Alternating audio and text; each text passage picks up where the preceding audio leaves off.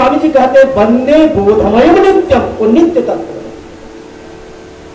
भाई शरीर तो अपने अपने तत्व में विलोन होना है, लेकिन वह तत्व नित्य है, गुरु तत्व, उसका कभी नाश नहीं होता। अच्छा, इसीलिए 7 मंत्रों में श्री गोस्वामी जी ने गुरुदेव को बीच में रखा।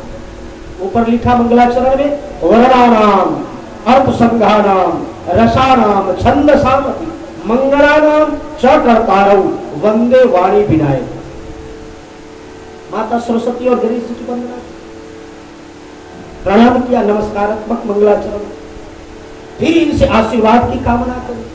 विषय को रखा कि सोर था, छंद, चौपाई आदि, यही हमारा विषय है। निर्विघ्न ये लेखन का कार्य संपूर्ण हो, मेरे द्वारा संपादित हो, आप सब कृपा। फिर आगे बढ़े तो भवानी शंकरम, 2 को रखा। ये बड़ा महत्वपूर्ण, ऐसा किसी भी ग्रंथ में मंगलाचरण नहीं हुआ। अद्भुत ग्रंथ है रामचरित, बड़ा मनोवैज्ञानिक चिंतन गोस्वामी जी कर रहे हैं। पहले वाणी विनायक माता शारदा गणेश जी को रखा, फिर भवानी शंकर, एक को विश्वास के धरातल पर रखा, एक को श्रद्धा के धरातल पर रखा। जीवन में तो कोई विश्वास अजन्मा है। कोई कहे कि संग से विश्वास हो ना, संग से सत्संग से विश्वास का जन्म नहीं होता है। विश्वास सहज आत्मा का धर्म है, वो कहीं से प्रकट नहीं होता है। श्रद्धा प्रकट नहीं, श्रद्धा के लिए आपको सत्संग करना पड़ेगा, संग करना पड़ेगा, और श्रद्धा के बिना ज्ञान नहीं संभव है। श्रद्धा बिना ज्ञान संभव नहीं है। तो यहां पहले श्रद्धा के धरातल पर माता पार्वती को रखा, भवानी शंकर वंदे श्रद्धा विश्वास रूप। आगे गोस्वामी जी वंदे बोधमय नित्यम गुरु शंकर रूप। वो कैसा सदगुरु, मैं किस गुरु को रख रहा हूं अपने मानस के धरातल पर, जो सम्यक कल्याणम करोति इति शंकर। वह सदगुरु है जो केवल लालची नहीं हो, वो हमारा धन का नहीं, तन का नहीं, मन का नहीं, वो वैसा सदगुरु जो जिसके नित्य चिंतन हमारा कल्याण का हो। इसका आत्म कल्याण कैसे, जो हमको साईं से मिला दे, परमात्मा से मिला दे, वो मार्ग दे, ये सदगुरु। वंदे बोधमय, उस गुरु को मैं रख रहा हूं, वंदे बोधमय नित्यम गुरु शंकर रूप। फिर आगे बढ़े सीताराम गुणग्राम पुण्यारण विहारण, और 2 वैज्ञानिक को लाए, एक महर्षि वाल्मीकि, एक हनुमान जी। तो हनुमान जी और वाल्मीकि जी ने कहा गोस्वामी जी मेरे कुटिया में क्यों आए, अब मुझसे क्या चाहिए। गोस्वामी जी ने कहा बिना आपके कृपा से जहां मैं प्रवेश करना चाह रहा हूं, क्योंकि पुण्यारण विहारण, वो जो अरण्य है भगवान के चरित्र रूपी जंगल है, पवित्र जंगल, उस जंगल में तो कोई बंदर और ऋषि ही रहते हैं। तो जहां जो रहता है उसका विशेष जानकार होता है। आपको अयोध्या जाना हो, वृंदावन जाना हो, तो जो जहां रह रहे उसके एक चित्र से, एक चीज से, एक जगह से वो परिचित हो, उनसे हम संपर्क बनाते हैं। और मुझे उसी श्री रघुनाथ जी के पावन चरित्र रूपी जंगल में प्रवेश करना है, और जंगल का मार्ग बड़ा कठिन होता है, कहीं भटक गए तो फिर निकलना बड़ा मुश्किल। एक बार हम लोग चित्रकूट में 3 महात्मा थे, ऊपर जंगल में पवन देखा तो ऊपर तीनों भटक गए। संध्या बेला हो चली, अब न इधर दिखाई पड़े न इधर दिखाई पड़े, किधर जाए। तो तीनों माला निकाल कर बैठ गए वहीं पर्वत पर, चलो उसका जो देखा जाएगा। अब जैसे श्री कांतानाथ जी की इच्छा, और सूर्यास्त भी होने वाले थे। एक महात्मा घबराए, अरे महाराज जंगल में बड़े बड़े ये तो इधर बिल्कुल घोर जंगल है, हिंसक प्राणी है, अब चलो होगा जो देखा जाएगा। जैसी ठाकुर जी की इच्छा, मार्ग मिले ही नहीं, तीनों भटक गए, इधर जाओ इधर। अब माला निकाल के फिर वही हम लोग राम राम भजन किए। तब तक एक किसान उसी से लठिया लेकर आया और कहा अरे महाराज कहाँ आप लोग जा रहे हो। भैया हम लोग तीनों मार्ग ढूंढ रहे, ये मार्ग नहीं, ये भटक जाओगे, ये मार्ग। अब पता नहीं वो कौन थे। फिर हम लोग को पगडंडी निकाल के सीधे लाए और बाहर हनुमान धारा पर निकाले। तो जंगल का मार्ग बहुत कठिन होता है। गोस्वामी जी ने कहा उसी जंगल में मेरे को प्रवेश करना है, आपसे आप लोग कृपा करें, आप महर्षि हैं और ये बंदर है, सबको युगल युगल में प्रणाम किया। आप थोड़ा विचार करो, 7 मंत्रों में सब जगह युगल महापुरुषों को गोस्वामी जी रखे। क्या कारण हो सकता है कि जब गुरुदेव को स्मरण कर रहे गोस्वामी पाद, तो वहां गुरुदेव के साथ किसी भी महापुरुष को नहीं रखा। वंदे बोधमय नित्यम गुरु शंकर अकेले रखा। बड़ी महत्वपूर्ण मंगलाचरण है 7 मंत्र। गोस्वामी जी से कोई जिज्ञासु पूछा कि आपने गुरु के साथ अन्याय किया, कैसे बात? जिस गुरु के कृपा से आपको इतने दुर्गम असाध्य कठिन ग्रंथ की प्राप्ति हुई, तो मानस के मंगलाचरण में पहले तो उनको बिठाना चाहिए था। जो प्रधान पूज्य है उनको पहले आसन दिया जाए। ये सब रख दो, बेटा बेटा रख दो, एक साइड में रखो, एक साइड में रखो। सब शांतचित होकर कथा सुनो, इसी रस में डूबो। तो आपने गुरुदेव को पहले क्यों नहीं रखा? वाणी के साथ विनायक को आपने रख दिया, भवानी के साथ शंकर जी को बिठा दिया, सीता जी के साथ राम जी को बिठा दिया, महर्षि वाल्मीकि के साथ हनुमान जी को बिठा दिया। गोस्वामी जी की आंखें भरी आई और कहा, भैया जिस तत्व की तुम चर्चा कर रहे हो, जिज्ञासा कर रहे हो, मैंने खूब संसार में पूरे ब्रह्मांड में मैंने दृष्टि दौड़ाई, सबके जोड़ा मिल गए गुण वाले। जो गुण सरस्वती जी में वो गणेश जी में मिल गया, जो गुण पार्वती में शंकर जी में मिल गया, जो गुण सीता जी में राम जी में मिल गया, जो गुण महर्षि वाल्मीकि में हनुमान जी में मिल गया, और सवर्गे परमा प्रति समान समान वाले में टिकाऊ संबंध होता है, समान गुण वाले सब मिल गए। लेकिन मैं जब बहुत दृष्टि दौड़ाई, लेकिन मैंने देखा कि एक गुरु तत्व इतना महान है कि गुरु का गुण केवल सदगुरु में ही प्राप्त हो सकता है, विश्व में कहीं नहीं हो सकता। गुरु केवल सदगुरु होता है।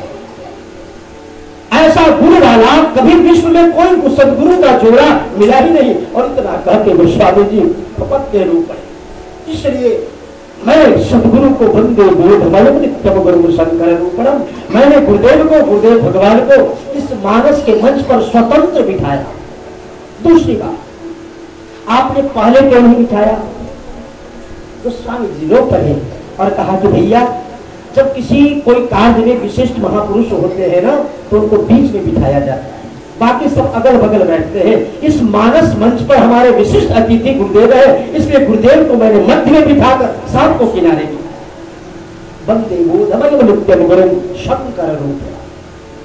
तीसरी बात, सद्गुरु विश्व को, प्राणियों को मैं शिक्षा देना चाहता हूं। परमात्मा को अगर प्राप्त करना चाहते हो तो एक सच्चे महात्मा का खोज करो। कोई सच्चे साधु महात्मा सद्गुरु ही तुमको, तुम्हारी बागडोर को, कलाई को, डोरी को पकड़ के परमात्मा के चरणों में जोड़ सकता है।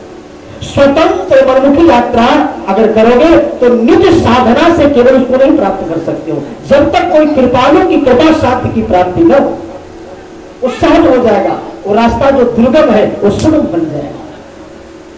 इसलिए मैं अपने गुरुदेव को मध्य में रखा और इसलिए सबको कहा कि ऊपर भी भक्त है, भगवान है, वाणी विनायक भक्त है, भगवान शिव भगवान है, सीता राम जी भगवान है, महर्षि वाल्मीकि हनुमान जी भक्त हैं। तो भक्त और भगवान, भक्त और भगवान, और भक्त और भगवान के मध्य में मैंने गुरुदेव को इसलिए रखा कि गुरुदेव अगर कृपा करते तो सहज जीवात्मा परमात्मा को प्राप्त कर देता, और परमात्मा भी किसी जीवात्मा पर अगर कृपा करना चाहे तो परमात्मा चाहकर भी किसी जीवात्मा को नहीं अपना सकता है जब तक उसके मध्य में कोई महात्मा ना आ जाए।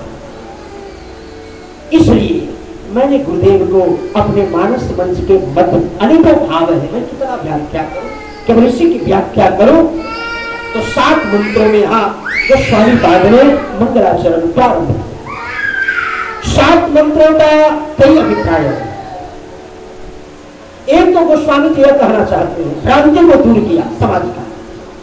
लोग कहते हैं कि रामचरितमानस का पाठ किस दिन से करूं, किस दिन कथा शुरू करूं, कौन बार सही होगा?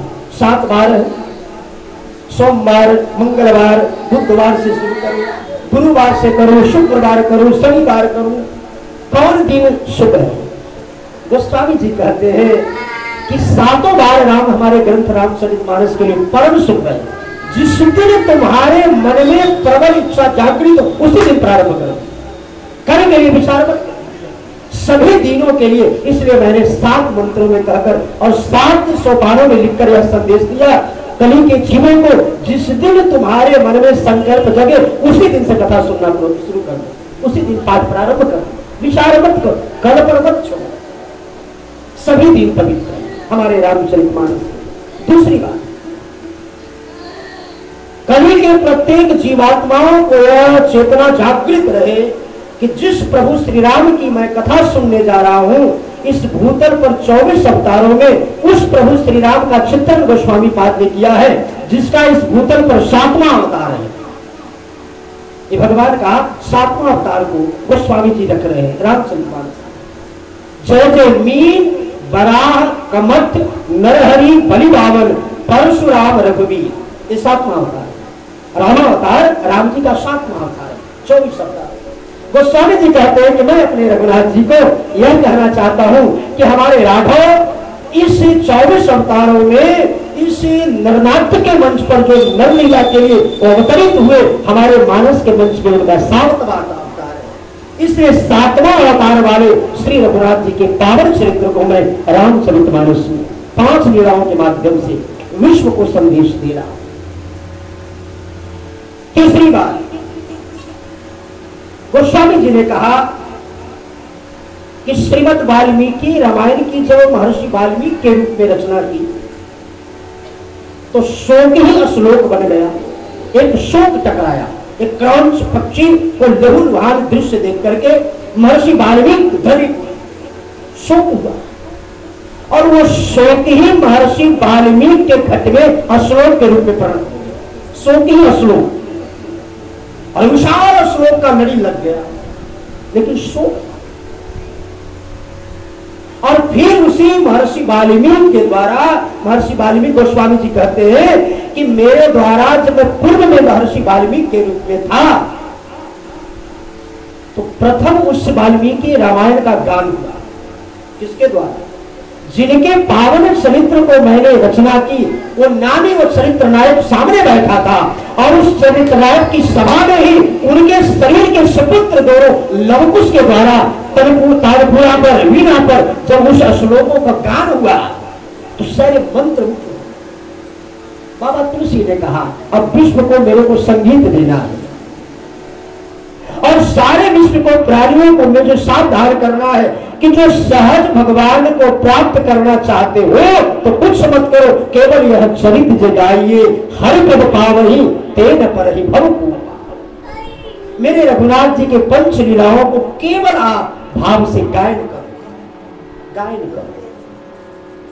इसलिए मैं 7 सोपानों के माध्यम से रामचरितमानस के रूप में जो चतुष्टय वेदों का एक अंग है सामवेद, जिसको संगीत कहते हैं, संगीत में जो 7 स्वर होते हैं, सुर होते हैं, मानो 7 सप्त सोपान नहीं, ये 7 मंगलाचरण नहीं, ये संगीत साधना के 7 सुर है। वाल काल शरद है, अयोध्या काल ऋषभ है, अरण्य काल गांधार है, किष्किंधा काल मध्यम स्वर है, सुंदर काल पंचम स्वर है, लंका काल भैरव स्वर है और उत्तर काल निषाद है। ये 7 स्वर है संगीत का। अब जिसको जिस शैली में, इसको मधुर मंद में हमारे प्रभु को आप ले जाए, इसलिए गोस्वामी जी को वहां स्वयं कह रहे ठाकुर जी यह चरित जगह वही हरिपद प्रकट हुए भगवान माता कौशल्या के गर्भगृह में। भगवान को लोगों ने पूछा आपको प्राप्ति करना कैसे? सरल सुगम साधन है। बोले जीवात्मा कुछ मत करो, जो मेरे द्वारा यह पंच लीला हो रही है नरनाट्य के मंच पर, केवल पावन चरित्र को गाओ प्रेम से, आप मेरे को ही प्राप्त हो जाओ। तो मानस इस 7 संगीत के सुर है। कई 7 मंत्रों का यहाँ भाव दिए मानो गोस्वामी जी यह भी कहते हैं कि एकक मंत्र एकक सोपान का प्रतिनिधित्व कर रहा है। हमारे श्री प्रातः स्मरणीय साकेतवासी श्री कृपा शंकर आचार्य जी महाराज बड़े उद्धवट कोट के विद्वान हुए। मैं आज भगत जी से कह रहा था कि राम कथा बहुत है, लेकिन पारायण से कथा नवा पारायण की विधि कथा वही करते थे, और वही कृपा संयोग फिर दास के मन में आया कि अब जहां जहां राम कथा होगी तो पारायण की विधि से ही कथा होगी, एक पारायण की कथा। तो वो कहते थे श्री कृपा शंकर आचार्य, उनका भाव था कोई अगर उनके सामने कह देता कि रामचरित मानस तो बहुत गुस्सा। क्या कहूं महाराज, बोलो रामचरित मानस भगवान की जय। ये रामचरित मानस पोथी नहीं है, साक्षात श्री ठाकुर जी है। इसलिए जब भी संबोधन वो करते जय हो तो बोलते रामचरित मानस भगवान की। ये रामचरित मानस साक्षात भगवान। तो श्री हमारे कृपा शंकर आचार्य जी कहते, उनका भाव था एक ही मंगलाचरण वर्णानाम अर्थसंगानाम रसानाम छंदसामपि मंगलानाम च कर्तारौ वंदे वाणी विनायक। बोले कि एक ही श्लोक में गोस्वामी जी ने 7 कांडों को पिरो दिया। अब दर्शन करने वाले की वो दृष्टि हो, एक ही श्लोक में 7 सोपान है। वर्णा नाम, ये वर्णा नाम से बालकांड है, क्योंकि भगवान एक विशेष वर्ण में आते हैं और बालकांड में आए।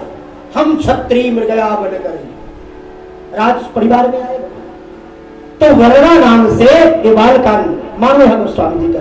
अर्थ संघानाम बहुवचन है व्याकरण के सिद्धांत के अनुसार, तो अर्थ संघानाम ये अयोध्या कांड है, क्योंकि अयोध्या कांड में केवल अर्थ का ही झमेला है। माता कैकेयी कहती है मेरा पुत्र भरत को अर्थ मिल जाए, चक्रवर्ती दशरथ जी कहते हैं कि राम जी को अर्थ मिल जाए।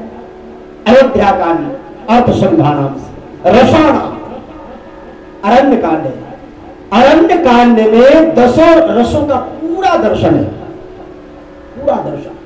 अरण्य कांड में रामावतार में इतने विस्तार से चित्रकूट में महाराज किया है, भूषणी रामायण में और विशिष्ट ग्रंथों में इसका खूब विस्तार है। ऐसा लीला किसी अवतार में नहीं था, इतना विस्तार से महाराज 12 वर्षों तक चित्रकूट में भगवान के द्वारा अद्भुत लीला है। तो अद्भुत वहां रसों का वर्णन है। तो अरण्य कांड में 10 रस का दर्शन है। रसाना छंद, छंद से किष्किंधा कांड को लेते, क्योंकि छंद कई होते हैं। जैसे अनुष्टुप छंद होता है, इसमें 12 वर्ण होते हैं। उसी प्रकार से किष्किंधा में जब भगवान सीता अन्वेषणार्थ जब योजना बनाए तो भगवान शिव कहते उमा कटक, कटक बानर, एक नहीं अनेकों वर्ण बनर के बानर देखे, असंख्य बानर भगवान की सेना।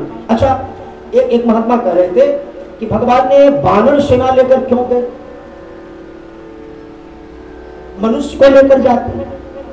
तो विनोद कर रहे थे कि बढ़िया हुआ, भगवान का चुनाव बहुत बढ़िया था।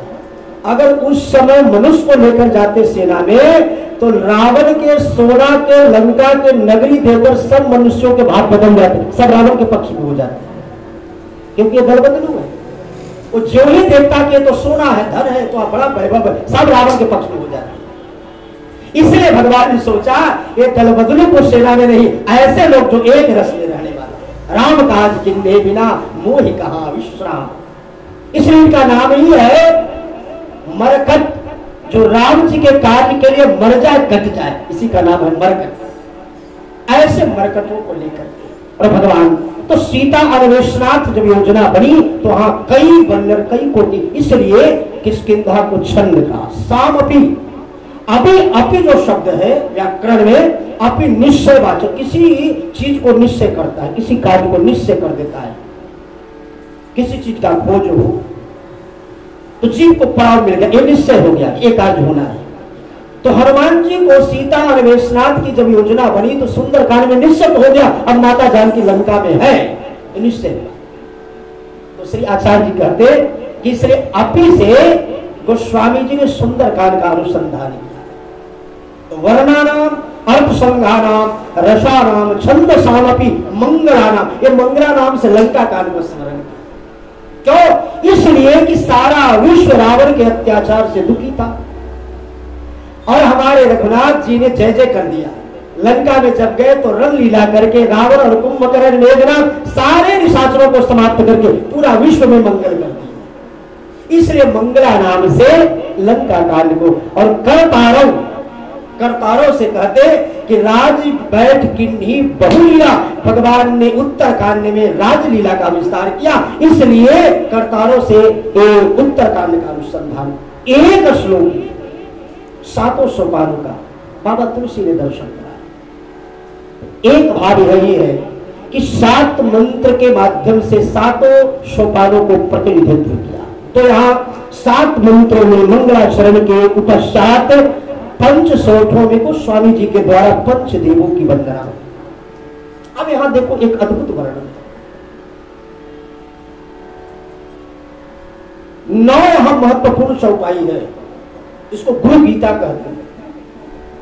बंदो गुरुपद पद्म परागा से लेकर श्री गुरु पदनख मणिगण जो, ये 9 यहां बड़ा ही महत्वपूर्ण चौपाई है। और यहां 9 चौपाइयों के माध्यम से गुरुपद रज मृदुमंजुल अंजन नैन अमीय दृगदोष विबंध। बाबा से पूछा कि आपने यह गुरुदेव के चरण रज पर आपने बहुत विचार किया। तो गोस्वामी जी ने कहा देखो भाई, बालकाल बाल्यावस्था है और किसी भी बच्चा जो बालक होता है उसके दोष मन में नहीं, मन उसका बड़ा निर्बल होता है। बच्चा किसी भी बालक का दोष नेत्र से आता है। कोई भी बालक को उसके सामने आप कोई भी वस्तु रख दो तो नेत्र से अगर देखा तो उसको वह लेना चाहता है, विकार नेत्र से आता है। इसलिए नेत्र शुद्धि जरूरी है और नेत्र शुद्धि तब संभव है गुरुपद रज मृदु, एक गुरुदेव के चरण रज लेकर के और कोई अंदर आ जाए। इसीलिए गोस्वामी जी ने पहले सोचा कि मेरी दृष्टि पहले शुद्ध होना चाहिए, क्योंकि जो चरित्र मैं लिखने जा रहा हूं पहले दृष्टि की शुद्धि हो। जैसी जाकी लख पड़े जय को जासे जाके जय को दृष्टि, जिसकी जैसी दृष्टि होती है सारा संसार उस प्राणी को वैसा ही दृष्टि गोचर होता है। जाको जैसो लख पड़े ताको तैसी दृष्टि, ब्रह्ममयी मायामयी, अद्भुत प्रभु की सृष्टि, भगवान की अद्भुत सृष्टि बनाई है, लेकिन सबको समान नहीं दर्शन होता, जिसकी जैसी दृष्टि। गोस्वामी जी ने कहा पहले मेरे को गुरुदेव के चरण रज को लेकर दृष्टि को शुद्धि करना, और जिसकी दृष्टि में शुद्धता आ गई तो गोस्वामी जी ने यहां 9 बड़ा महत्वपूर्ण चौपाई है। ये नित्य अगर कोई 9 चौपाई का पाठ करे, वंदहु गुरुपद पद्म परागा से लेकर गुरुपद रज मृदुमंजुल अंजन नयन अमीय त्रिगदोष विबंध, नित्य इसका पाठ, उसको गुरु तत्व की कृपा प्राप्ति हो जाए, अनुभूति हो, नियम से निष्ठा से अगर प्राप्त करें। सदगुरु का शरीर नहीं, सदगुरु जो तत्व है वो तत्व की कृपा हो जाए। आप तत्व के प्रति निष्ठा से केवल इस मंत्र को पाठ करें। ये बड़ा इन 9, इसलिए 9, अच्छा 9 क्यों रखा गोस्वामी जी ने? 9 का जहां चुनाव किया है तो गोस्वामी जी से पूछा आपने 8 चौपाइयों में गुरुदेव को क्यों नहीं स्मरण किया?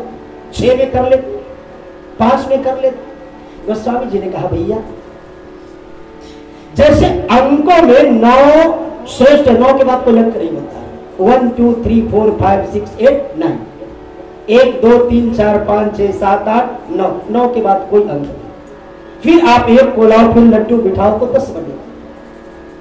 तो स्वामी जी कहते हैं मेरी दृष्टि में भाग राज्य में, सिद्धांत पक्ष में नहीं, भाव पक्ष में सदगुरु से बढ़कर विश्व में कोई नहीं हो सकता। गुरु गोविंद दो खरे काको लागू पाए, बलिहारी गुरु आपनो जो गोविंद दियो। सदगुरु अकेले 3 कार्य करते हैं, इसलिए महान है। 3 विभाग बना संसार में। ब्रह्मा जी को मिला, सृष्टि का विभागाध्यक्ष बनाया गया। भगवान विष्णु को पालन का विभागाध्यक्ष बनाया गया। भगवान शिव रुद्र को प्रलय संहार का विभागाध्यक्ष बनाया गया।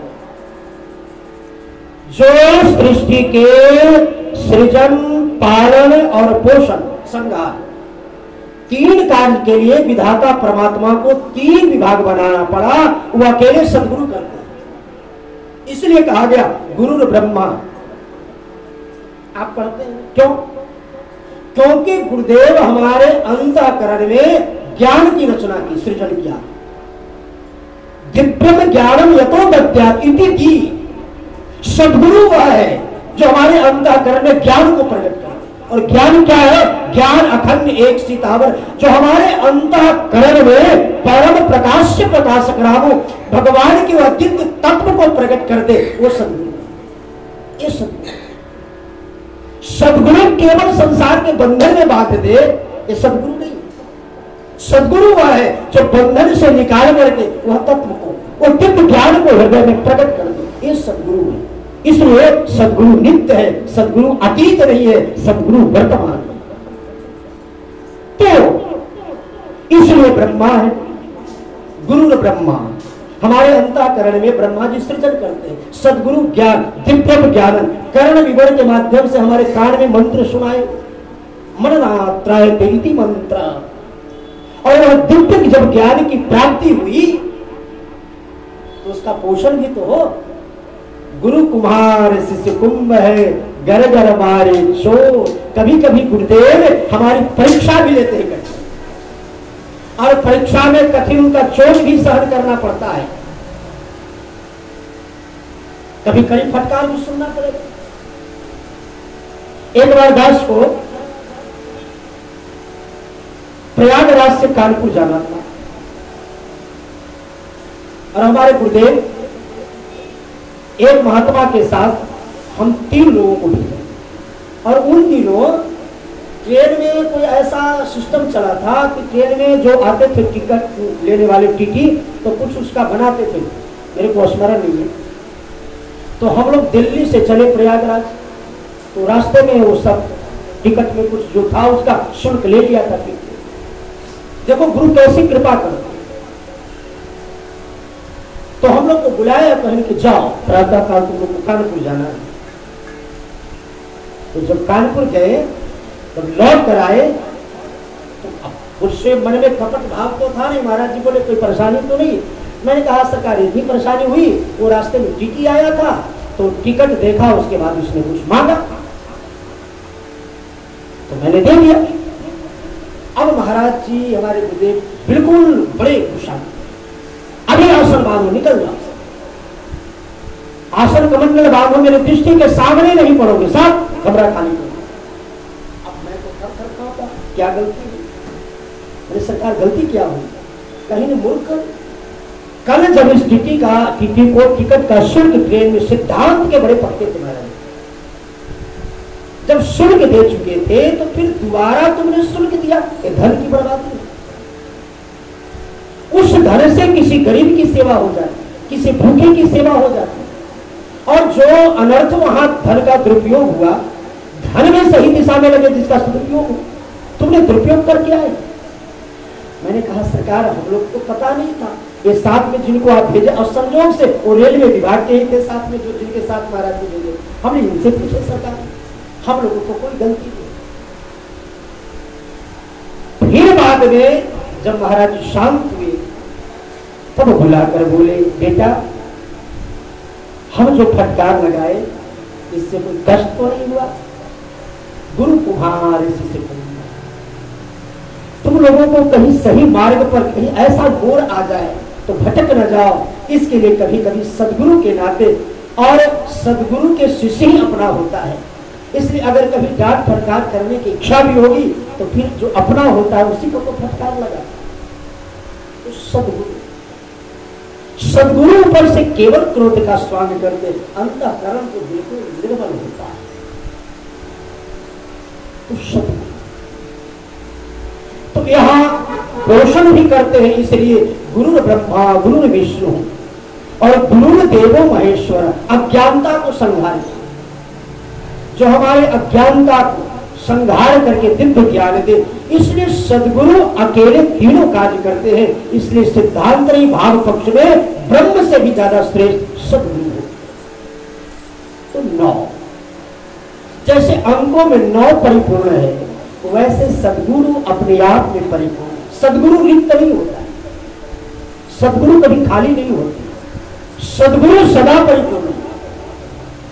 लोक दृष्टि से लगेगा कि खाली है, लेकिन वो तो परिपूर्ण, जो खाली वो सदगुरु कैसा, सदगुरु परिपूर्ण हो। इसलिए जैसे 9 सभी अंकों में श्रेष्ठ है, इसके बाद कोई अंक नहीं होता। सदगुरु प्राप्त करने के बाद अब जीवन में कुछ प्राप्त करना बाकी नहीं है।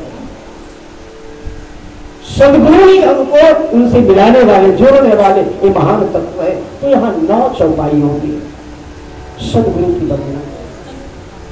बड़े विस्तार रामचरितमानस में वंदना प्रकरण है। आगे गोस्वामी जी पृथ्वी के जो देवता विप्रदेव है, अपने पिता आत्माराम दुबे जी को स्मरण किया और मन ही मन प्रणाम किया, हे आत्माराम दुबे, राजापुर ग्रामवासी, आप धन्य हैं। आपके कृपा से ही जो आपके द्वारा बिंदु सृष्टि और उस बिंदु सृष्टि के माध्यम से ये बचपन का राम बोला जो तुलसीदास कहलाया, जिसके द्वारा हनुमान जी गुरुदेव की कृपा से एक अद्भुत कार्य होने जा रहा है। भगवान के पावन चरित्र का लेखन हो रहा है। मैं आपको प्रणाम करता हूं। और उनके माध्यम से जितने इस भूतल के, इस पृथ्वी के दिव्य देव थे, सबको गोस्वामी जी प्रणाम। बंदो प्रथम महेश्वर चरणा। उसके बाद साधु के चरित्र को एक तराजू पर तौला। साधु कैसा हो? हम साधु किसे कहें? क्या साधु केवल वेशवाचक है? हम बढ़िया कपड़ा पहन ले, बढ़िया जड्डा बना ले, भद्र हो जाए, ये साधु है? वेश प्रारंभ में है, लेकिन क्या साधु वेश नहीं, साधु गुणवाचक है। इसलिए त्रिवेणी संगम से आवाज आई, तात भरत तुम सब विधि साधु, जो हमारे जीवन को साध दे। साधु वह है जो कभी किसी में छिद्र नहीं देगा, कभी किसी की निंदा शिकायत, कोई आगे भी किसी में छिद्र भी हो, जैसे सुनी देखे हो ना आप लोग। इसलिए गोस्वामी जी बड़ी